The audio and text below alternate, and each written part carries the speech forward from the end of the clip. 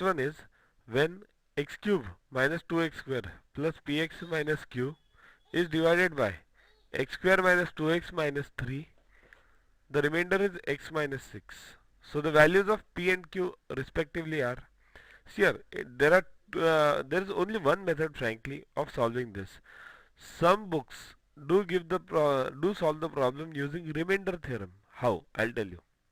Here, what do some books do is x square minus 2x minus 3. What do they do is they find the factors of this. X minus 3 into x plus 1.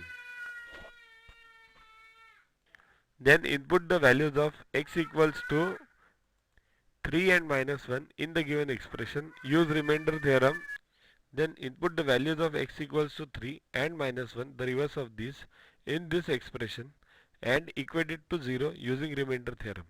But this method is wrong because you can't do it that way. See here, very simple logic. Uh, what you are doing is you are finding the factors of this expression and then equating it to 0. But what is given? This is divided by this and then remainder is x minus 6. But if you do find the factors and divide this expression with, if you divide the expression with the factors of any expression, then the remainder will not be the same. For example, if you divide 17 by 6, the remainder is 5.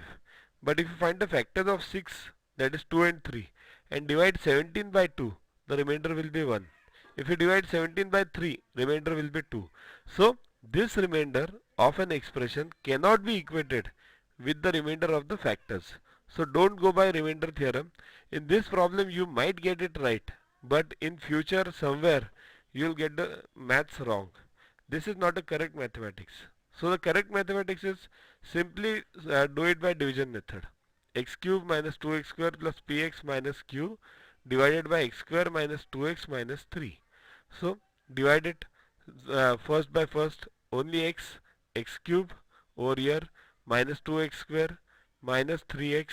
So this becomes plus and these two go off. So p plus 3 into x minus q comes down. So that is only the remainder because this can't be divided further. This is x square and this is x. It can't be divided further. So what we have now is p minus 3x minus q. But what is the remainder given? It's given as x minus 6. So this will definitely be equal to x minus 6. So equate these two. Q, it will be equal to 6 because minus sign, and besides this x nothing is there, it means 1. So p plus 3 will be equal to this 1 because both have x, so p plus 3 equals to 1. So p becomes minus 2 and q is 6. So that is the answer. Again I am telling you, don't follow remainder theorem in this using this factorization method because that is the wrong mathematics.